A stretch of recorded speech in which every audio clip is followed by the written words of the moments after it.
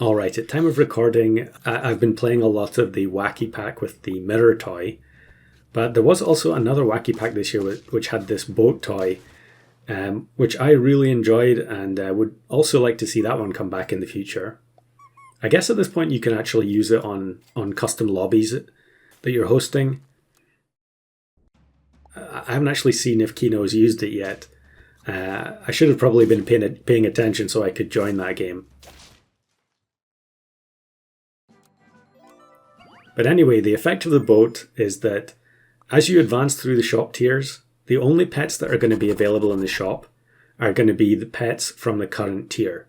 So now we're on tier 2, and as we roll you can see that every single pet in the shop is tier 2.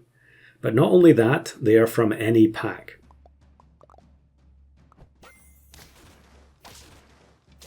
So that has quite a big effect in terms of variety. There are so many pets that you can find in the shop. Every game is going to be different. But at the same time, it also makes it much less likely to find duplicates. So you have to be a bit more conscious of, pets whose abilities don't necessarily need higher levels to be useful.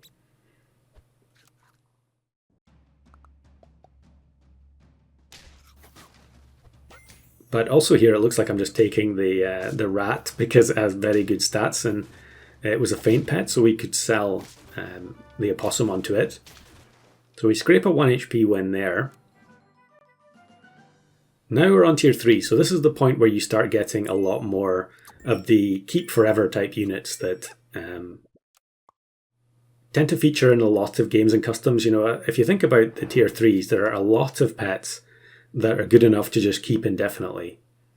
And it looks like here I'm going to sell the 2 ducklings onto the porcupine. We get another porcupine in the shop, which is amazing. And then I think, I was about to say, instead of buying the foods, we need to just take advantage of the fact that we could potentially get a level up here. So I roll down, find another porcupine, which is an absolutely incredible turn in a pack where the shop contents are that randomized. Now, are we going to be okay here? I think so, yeah. The pygmy hippo is guaranteed not to hit the porcupine, but we're going to win anyway. And then I think on this turn I'm just going to buy both of these blackberries. And then griffin save for next turn. We actually had less gold there because I sold the silverfish in the previous shop phase. I'm not sure if I've used silverfish in any of my customs videos yet, but in this particular instance, it helped us to find the porcupine triple. I'm sure at some point I am going to combine them together, but it's not going to be yet, I don't think. Absolutely guaranteed to take platypus though. In fact, we get another platypus, so I probably should just sell the mouse there.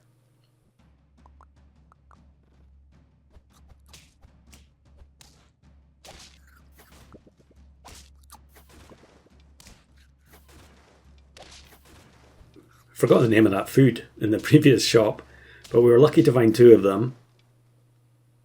I guess I'm going to buy them now. Okay, it's vanilla bean. You'd think I would have played enough Danger Pack at this point to be able to remember that, but not quite.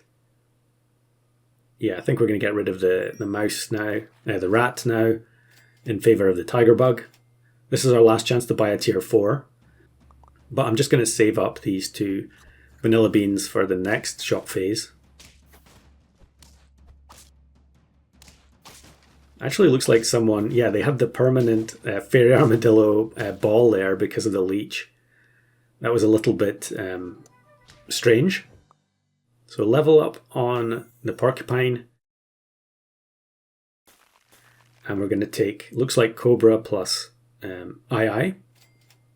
Double vanilla bean. And then I probably should have bought the II there because we could potentially find another Cobra later. Whereas II, we only get a couple of turns to find it. And Porcupine plus Cobra is doing good stuff. I guess at tier 6, things start to get a little bit crazy because you know that every shop pet is going to be tier 6. So while it has been very difficult to level stuff up to this point, and of course chocolate is going to disappear from the shop as well, it actually is quite easy to level up the tier 6s because you're going to constantly see them in the shop, and you're also going to see alpaca a lot of the time as well. So we kind of mess up this team's lineup, and the pepper doesn't save them from the porcupine revenge snipe. Cobra is actually still doing very, very little damage though because it's only level 1. And the II does get to summon. So this is the previous version of II. It takes 8 attacks before it does anything. Yeah, we get the jellyfish. I'm just going to buy, sell it. And then I guess I could take Quetzalcoatl to level up the porcupine for a while, but seems like I am not going to go down that road. But yeah, it was super strange seeing so many tier 6 units in the shop. Probably regretting buying the Yggdrasil fruit when we've just found a mushroom. But maybe freeze Sabertooth here. Okay, maybe not. Just going to be greedy. And we roll down and get another Sabertooth anyway, so it looks like that's what I'm going to take. I suppose I'm really just rolling for the Cobra level because everything else we have is not tier 6, and so we cannot level it up from this point onwards.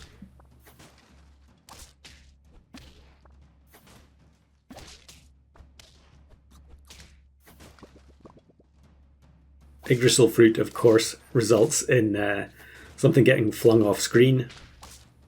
But because we reduced the health down on the pygmy hippo, we actually survived the snipes. So that was pretty lucky. Mongoose for peanut, I guess. Okay, television. I guess because we're on 5 hearts, we might as well take it. And then Kets to level up the porcupine, which I passed up earlier, but okay. Popcorn on Quetzalcoatl, although it's probably going to get sold. I think one of the most fun things about this weekly was just that the opposing teams were just so random. Even though there was a high percentage of tier 6 units, I think generally static packs, including weeklies, they do often suffer from teams becoming identical the later you go in the game. But in this case, it was a really nice variety, and we end up winning on turn 12. Now, it wasn't a perfect game because we did lose one of the early turns, but still very enjoyable, even if it didn't go very far into the late game.